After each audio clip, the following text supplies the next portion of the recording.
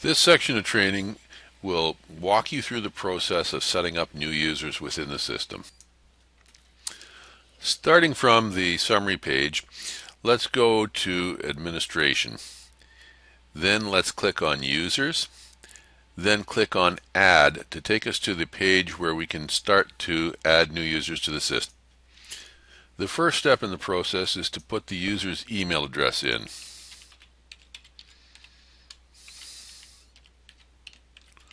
In this case, we're using the fictional John Doe. Next step is to put the individual's name in. Then we have to set the password for the user.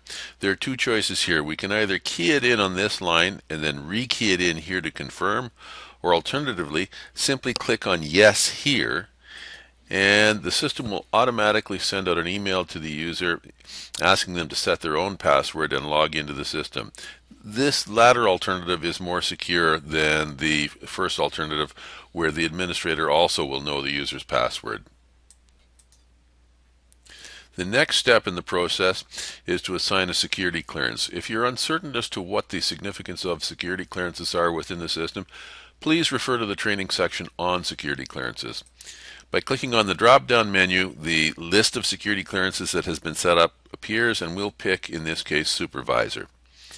The next step is to assign a data scope to the user.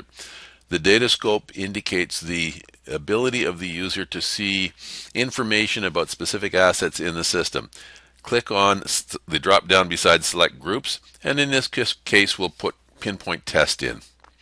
If you make a mistake, click on Clear Selection and you revert back to the default state, and we can go back in and then assign Pinpoint Gender M. So we've now assigned only the males within the Pinpoint group as a data scope.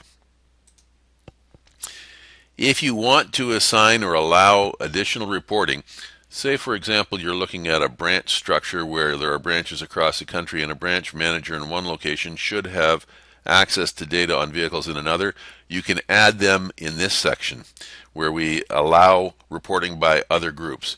In this case, we'll leave it unfilled.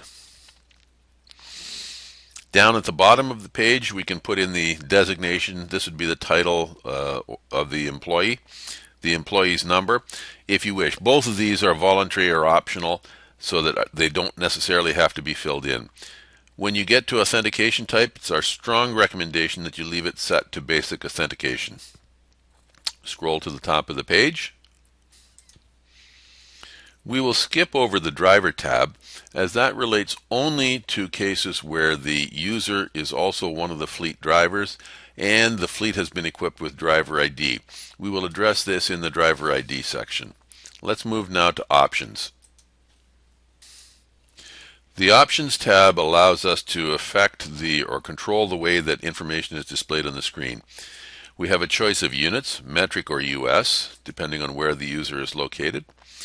The date format in terms of presenting the date information.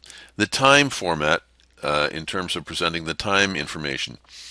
Selecting the correct time zone is important. You must select the time zone that matches the location where the viewer is. For example, if you have somebody in the Pacific Coast in Vancouver, you should select America Vancouver as the time zone so that all of the data gets presented in the Pacific time zone format.